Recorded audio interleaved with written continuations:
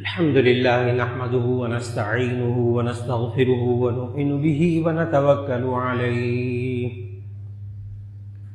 ونعوذ بالله من شرور أنفسنا ومن سيئات أعمالنا من يهده الله فلا مضل له ومن يضلله فلا هادي له ونشهد أن لا إله إلا الله وحده لا شريك له ونشهد أن سيدنا ومولانا محمدا عبده ورسوله صلى الله عليه وسلم أما بعد فأعوذ بالله من الشيطان الرجيم بسم الله الرحمن الرحيم من عمل صالحا من ذكر أو أنثى وهو مؤمن فلنحيينه حياة طيبة ولنجزينهم أجرهم بأحسن ما كانوا يعملون. وقال تبارك وتعالى شهر رمضان الذي أنزل فيه القرآن هدى للناس وبينات من الهدى والفرقان فمن شهد منكم الشهر فليصم ومن كان مريضا أو على سفر فعدة من أيام أخر يريد الله بكم اليسر ولا يريد بكم العسر ولتكملوا العدة ولتكبروا الله على ما هداكم ولعلكم تشكرون.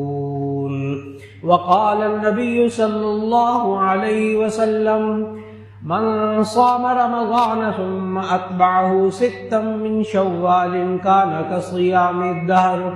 صدق الله وصدق رسوله النبي الكريم.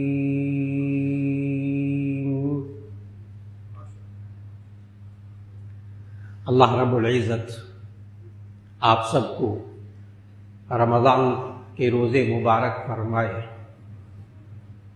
قرآن مجید کی تلاوت مبارک فرمائے، تراویح پڑھنا مبارک فرمائے، اور اللہ رب العزت اس پر ہم سب کو شکر ادا کرنے کی توفیق عطا فرمائے. اس لیے کہ آج عید الفطر ہے، اور فطر کہتے ہیں روزہ کھولنا. عید الفطر کا معنی ہوا روزہ کھولنے کی عید، اور عید خوشی کے موقع کو کہتے ہیں. معلوم ہوا آج روزے مکمل ہو گئے، آج عید کا دن ہے. اب ایسی صورت میں یہ انسان شکر ادا کرے، اور یہ انسان سارا رمضان اللہ کی عبادت کرتا رہا، اللہ کی بندگی کرتا رہا. اللہ نے اس انسان کو پیدا ہی اس لیے کیا تھا کہ یہ انسان اللہ کی بندگی کرے. اللہ نے خود قرآن مجید میں فرمایا ما خلقت الجن والانس الا لیعبدون.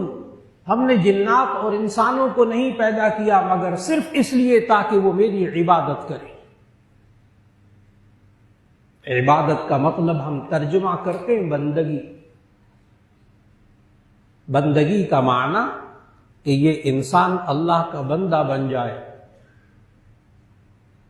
کہ جو اللہ کہے وہی مانے، بس یہی بندگی ہے، اس کے علاوہ کچھ بندگی نہیں ہے. عبادت کس کو کہتے ہیں؟ کہ یہ عبد بن کر رہے. عبادت یہ عبد بن کر رہے. عبد عربی میں غلام کو کہتے ہیں. غلام وہ ہوتا ہے جو نہ اپنے مال کا مالک ہوتا ہے، نہ اپنی مرضی کا مالک ہوتا ہے. غلام تو مالک کا مالک ہوتا ہے، مالک کے ملکیت میں ہوتا ہے، جس طرح مالک کہتا ویسے کرتا ہے. عبادت ہے ہی یہی، انسان کی پوری زندگی عبادت، کہ یہ زندگی کے 24 گھنٹے میں اللہ کی بات مان کر چلے. اللہ کہے کہ اب سو جاؤ تو یہ انسان سو جائے رات کو، کیوں؟ اللہ نے قرآن میں کہا وَجَعَلَ اللَّيْلَ سَكَنًا کہ اللہ نے رات کو سکون کا ذریعہ بنایا، وَجَعَلَ النَّهَارَ مَعَاشًا اور اللہ نے دن کو روزگار کا وقت بنایا۔ جب اللہ کہے سو جاؤ تو یہ سو جاتا ہے، اس کا سونا بھی عبادت۔ اللہ کہتا ہے جاگ جاؤ، اب سحری کا وقت ہو گیا، سحری کھاؤ، تو سحری کھانا بھی عبادت۔ خود نبی صلی اللہ علیہ وسلم نے فرمایا یہ جتنے دن آپ سحری کھاتے رہے سمجھیں کہ آپ عبادت کرتے رہے۔ نبی صلی اللہ علیہ وسلم نے سمجھایا تسحروا فإن فیہا برکہ، تم سحری کھاؤ اس میں برکت ہوتی ہے۔ پھر جب صبح کی اذان ہو گئی تو اللہ نے کہا بکلوا واشربوا حتی یتبین لکم الخیط الابیض من الخیط الاسود من الفجر ثم اتموا الصیام الی اللیل، کہ تم کھاؤ پیو ساری رات یہاں تک کہ جب صبح صادق ہو جائے، فجر کی اذان ہو جائے، کھانا پینا بند کر دو۔ بندے نے کہا بالکل ٹھیک، اب نہیں کھاؤں گا۔ عبادت۔ جو ہی اس نے کہا میں اب نہیں کھاؤں گا، نیت کر لی سحری کے وقت میں اب نہیں کھاؤں گا۔ کب تک؟ اللہ نے کہا ثم اتموا الصیام الی اللیل، پھر تم روزوں کو پورا کرو رات تک۔ جب اس نے روزے کو پورا کیا رات تک، روزہ پتہ ہے کیا تھا؟ کھانا نہیں پینا نہیں۔ یہ صبح سے لے کے شام تک اس نے کھایا نہیں پیا نہیں، کیونکہ اللہ نے کہا تھا تم کھاؤ پیو یہاں تک کہ صبح صادق ہو جائے، ثم اتموا الصیام الی اللیل، پھر روزے کو رات تک پورا کرو، سارا دن کچھ نہیں کھانا۔ اس بندے نے کچھ نہیں کھایا تھا تو عبادت۔ بات کو بڑے غور سے سمجھنا ہے۔ اللہ کہے سو جاؤ تو سونا عبادت، اللہ نے کہا بیدار ہو جاؤ تو بیدار ہونا عبادت، اللہ نے کہا کھاؤ تو کھانا عبادت، سحری کے وقت کھانا عبادت۔ اللہ نے کہا مت کھاؤ سارا دن، یہ بندہ کہتے بالکل ٹھیک ہے نہیں کھاؤں گا۔ اب نہ کھانا کیا ہے؟ عبادت۔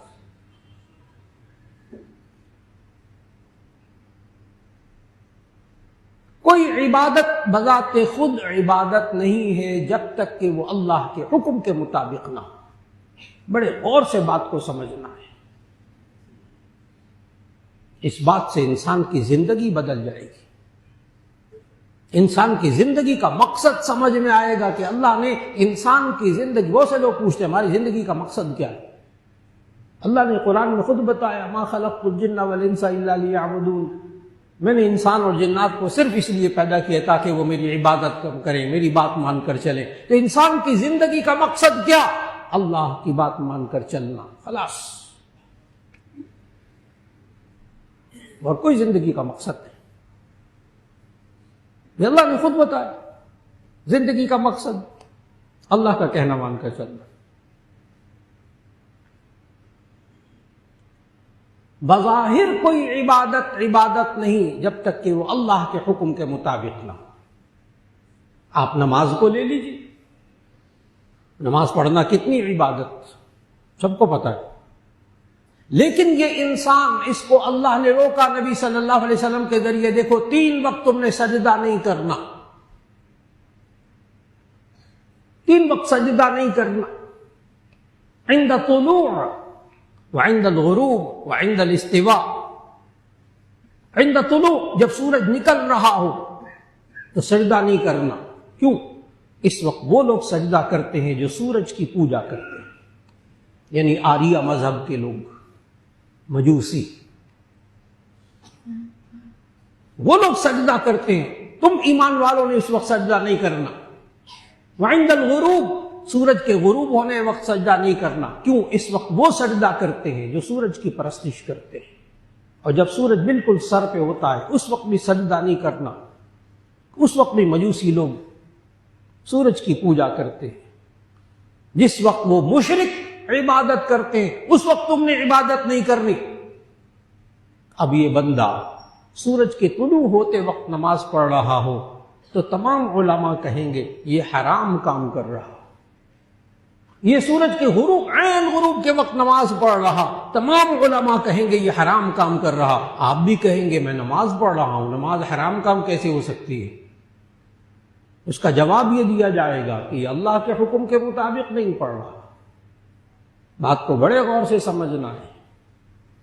ہم جو عمل اللہ کے حکم کے مطابق کریں گے وہ عبادت ہوگی، اور جو اللہ کے حکم کے خلاف کریں گے وہ گناہ ہوگا، چاہے وہ نماز ہو۔ یہ نماز بھی سورج غروب کے وقت پڑھے گا، یہ سجدہ کرے گا سورج کے طلوع ہوتے وقت، بظاہر یہ اچھے کام کر رہا لیکن اللہ کے حکم کے مطابق نہیں کر رہا۔ روزہ رکھنا کتنی بڑی عبادت کہ اللہ نے کہا الصوم لی وانا اجزی بہ، یہ روزہ میرے لیے ہے، اس کی جزا میں خود دوں گا۔ اتنا بڑا عمل، لیکن یہ اس انسان کو منع کر دیا گیا۔ نبی صلی اللہ علیہ وسلم نے عید کے 5 دنوں میں روزہ رکھنے سے منع فرمایا، 1 دن عید الفطر کا، 4 دن عید الاضحیٰ کے، 1 دن عید الفطر کا، 4 دن عید الاضحیٰ کے۔ بڑی عید آئے گی انشاءاللہ۔ نبی صلی اللہ علیہ وسلم نے فرمایا لا تصوموا فی هذه الایام فانها ایام ضیافت اللہ، تم عید کے دنوں میں روزہ نہ رکھو کیونکہ یہ اللہ کی ضیافت اور اللہ کی مہمانی کے دن ہے۔ اب اللہ کہتا عید کے دن کھاؤ، اور یہ بندہ اگر کہے کہ میں عید کے دن روزہ رکھوں گا تو یہ حرام کام کرے، حالانکہ روزہ رکھنا بہت بڑی عبادت، لیکن آج عید کے دن روزہ نہیں رکھنا، آج کھانا پینا ہے عبادت، آج کھانا پینا ہے عبادت۔ اس لیے بات کو بڑی توجہ سے سمجھنا ہے۔ انسان کا جو کام اللہ اور اس کے رسول صلی اللہ علیہ وسلم کے حکم کے مطابق ہوگا وہ عبادت ہوگی، اللہ اور اس کے رسول صلی اللہ علیہ وسلم کے حکم کے خلاف ہوگا وہی گناہ بن جائے گا۔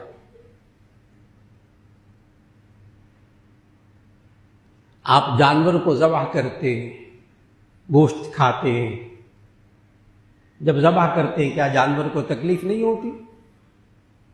خون بہتا ہے،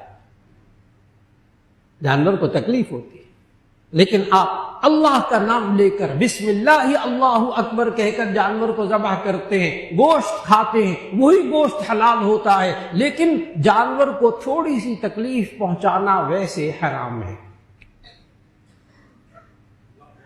جانور کو ویسے تکلیف پہنچانا اللہ کے حکم کے بغیر، یہ تھوڑی سی تکلیف پہنچانا بھی گناہ کا سبب ہے۔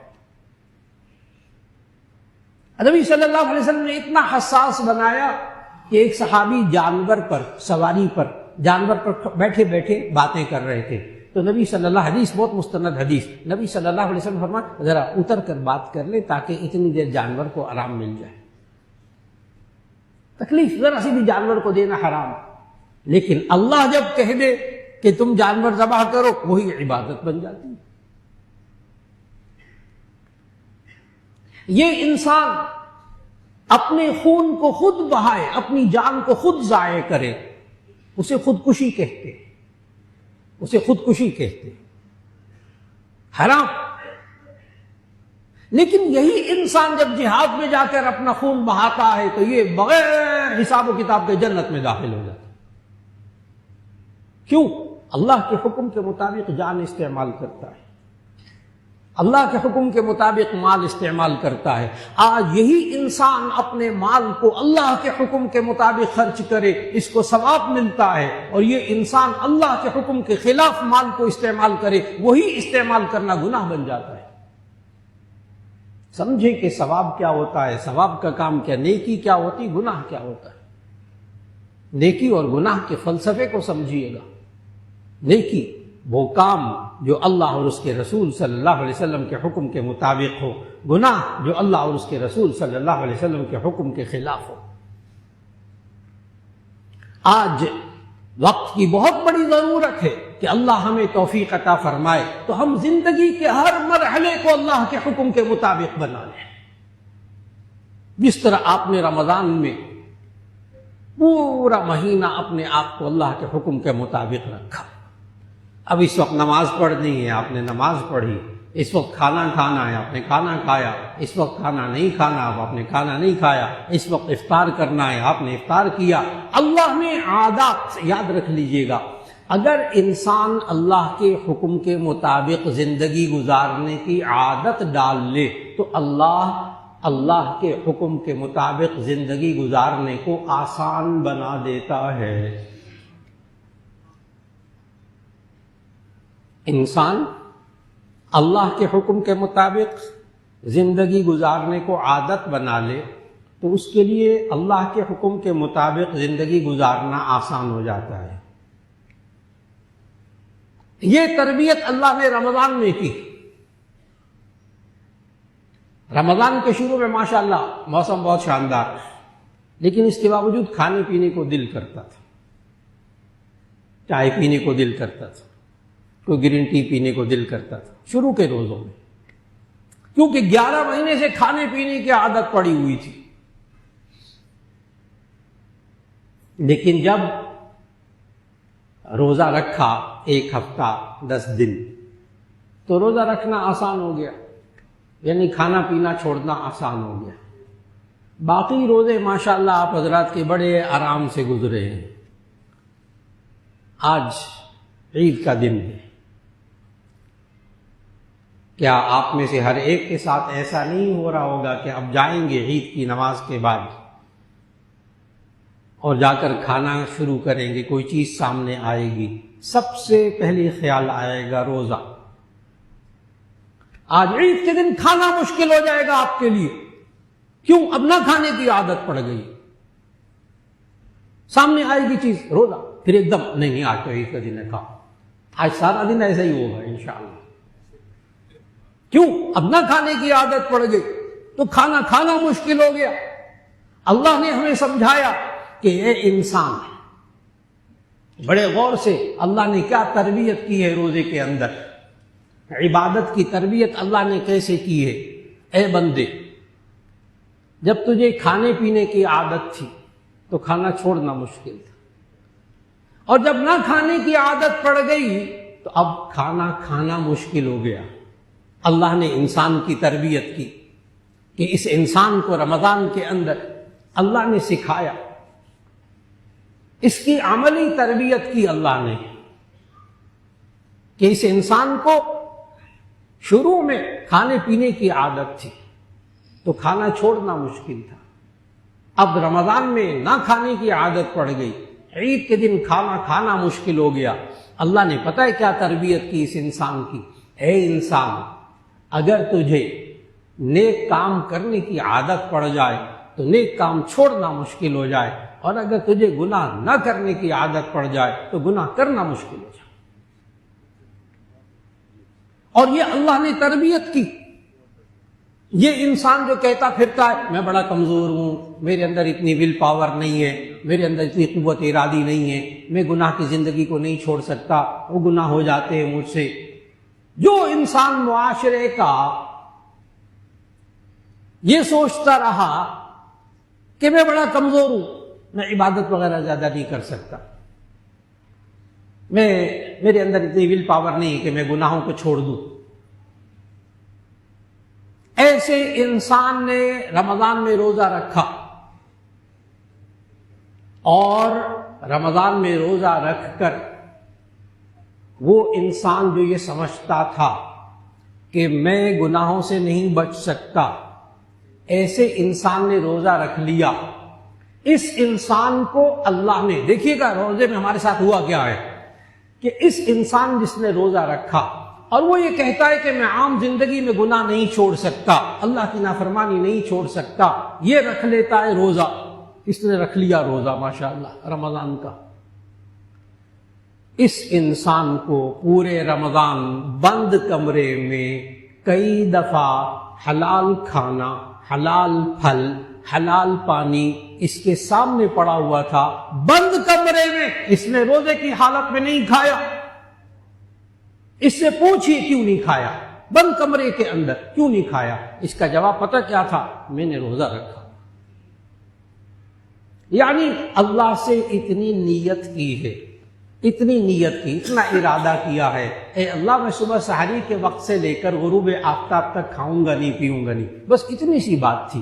کوئی اس پر پولیس والا نہیں کھڑا تھا، کوئی اس پر فوجی گن لے کر نہیں کھڑا تھا کہ تم کھاؤ گے تو یہ ہو جائے گا، کچھ بھی نہیں. یہ اکیلا تھا، تنہا تھا اس کمرے کے اندر، سامنے حلال کھانا، حلال پینے کی چیزیں رکھی رہی. سارا مہینہ اس نے حلال نہیں کھایا، اس نے حلال پھل نہیں کھایا، بند کمرے کے اندر. اس گئے گزرے انسان سے جو یہ کہتا پھرتا نا میرا ایمان بڑا کمزور، میرا بڑا ایمان کمزور، ایمان کمزور کچھ نہیں ہوتا، یہ خود اس نے بنایا ہوا ہے، یہ خود اس نے بنایا ہوا ہے، ایسی باتیں بناتا ہے، ورنہ اس کے اندر ایمانی قوت موجود. کیسے؟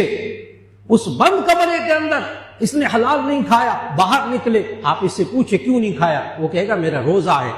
آپ پتہ آگے سے کیا کہیں اس گناہگار بندے کو جو گناہ 11 مہینے نہیں چھوڑتا تھا، اس کو کہے کوئی نہیں دیکھ رہا تھا، کھا لیتے، بند کمرہ تھا. کہہ کے تو دیکھے اس بندے کو، اندر کوئی نہیں تھا، کھا لیتے وہ پھل، پی لیتے وہ پانی. یہ معاشرے کا گیا گزرا بندہ بھی کہے گا اللہ دیکھ رہا تھا. گیا گزرا بندہ، میں کسی بہت بڑے نیک بندے کی بات نہیں کر رہا، گیا گزرا بندہ بھی کہے گا کہ اللہ دیکھ رہا تھا، اور اس کے دل میں تھی یہ بات کہ اللہ دیکھ رہا ہے، تبھی تو نہیں کھایا اس نے بند کمرے میں. کاش کہ روزے کے اندر، بند کمرے کے اندر جس طرح اس کو یقین ہے کہ اللہ دیکھ رہا ہے، اگر باقی 11 مہینے میں بھی یہ یقین پیدا ہو جائے کہ اللہ دیکھ رہا ہے تو بندہ بن جائے. اللہ نے تربیت کی اس روزے کے اندر، ایک ایک روزے دار کی اللہ نے تربیت کی. اے انسان، تجھے جس چیز نے بند کمرے کے اندر حلال کھانے سے روکا اس پورے 1 مہینے میں، اے میرے بندے، جس چیز نے تجھے، تیری نیت، تیرا ارادہ، جس چیز نے تجھے بند کمرے کے اندر پورے مہینے حلال کھانے سے روکا، وہی نیت، وہی قوت ارادی باقی 11 مہینے میں حرام سے بھی روک سکتی ہے. یہ انسان یہ نہیں کہہ سکتا میں بے بس ہوں، جی نہیں، اللہ نے اس کے اندر طاقت رکھی ہے کہ یہ چاہے تو حرام کھانے سے رک سکتا ہے، یہ چاہے تو حلال کھانے سے رک سکتا ہے. اس لیے اللہ نے انسان کو جو روزے کی عبادت عطا فرمائی اس کے ذریعے تربیت کی، اور آج شکر کا دن ہے، آج شکر کا دن ہے، عید الفطر ہے، یعنی روزہ کھلنے کی عید، روزہ کھلنے کی عید.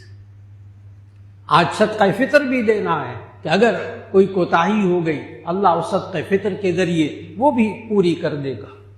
یہ شکر کا دن ہے.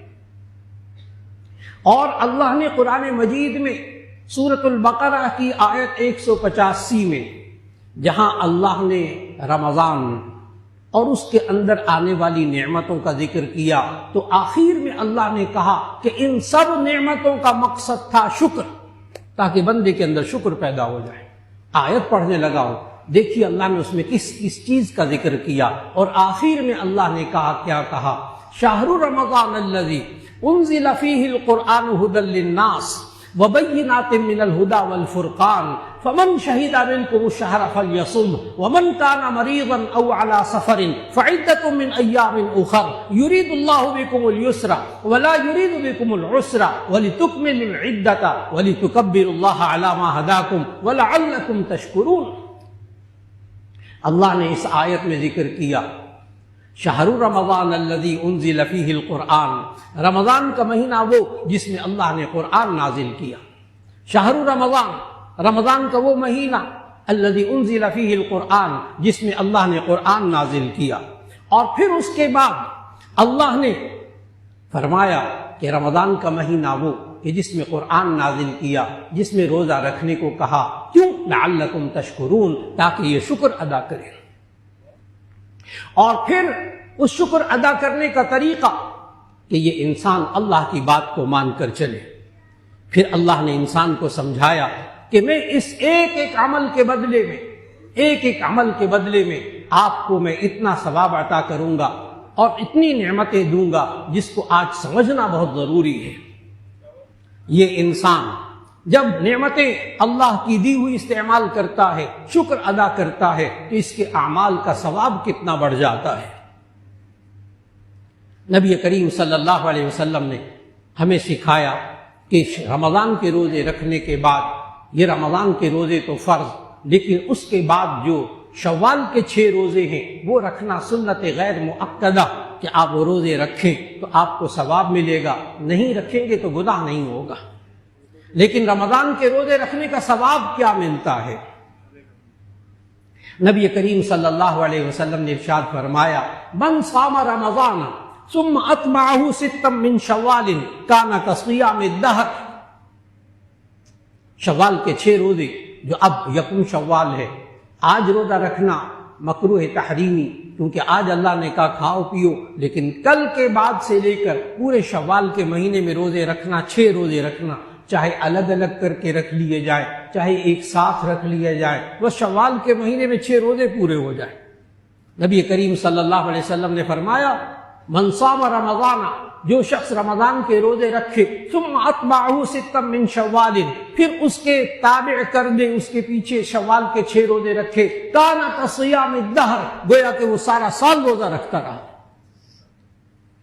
بعض لوگ یہ سوال کرتے ہیں کہ جی شوال کے 6 روزوں کی آپ اتنی فضیلت بتاتے ہیں کہ سارا سال روزے رکھنے کا ثواب ملتا ہے، تو رمضان کے روزوں کا آپ اتنا ثواب نہیں بتاتے، یہ کیا بات ہوئی؟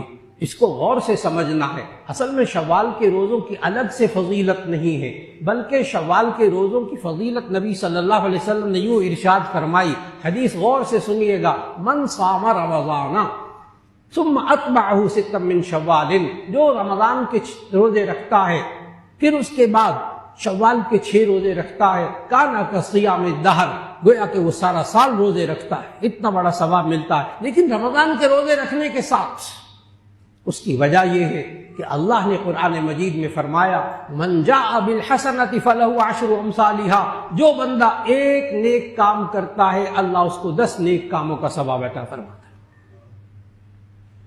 آپ دن بھر 5 نمازیں پڑھتے ہیں، ہر نماز کا ثواب 10 نمازوں کے برابر، تو ہر روز آپ کو 5 نمازیں پڑھنے پر 50 نمازوں کا ثواب ملتا ہے۔ الحمدللہ، فرض بھی پہلے 50 نمازیں ہوئی تھی، اب اللہ نے قانون بنا دیا، من جاء بالحسنۃ فلہ 10 امثالھا، جو بندہ نیک کام کرے گا اللہ اس کو 10 نیکیوں کے برابر ثواب عطا فرمائے گا۔ اب توجہ فرمائیے گا، اس نے رمضان کا 1 روزہ رکھا، اس کو 10 روزوں کا ثواب ملا، اس اللہ کے فرمان کے مطابق۔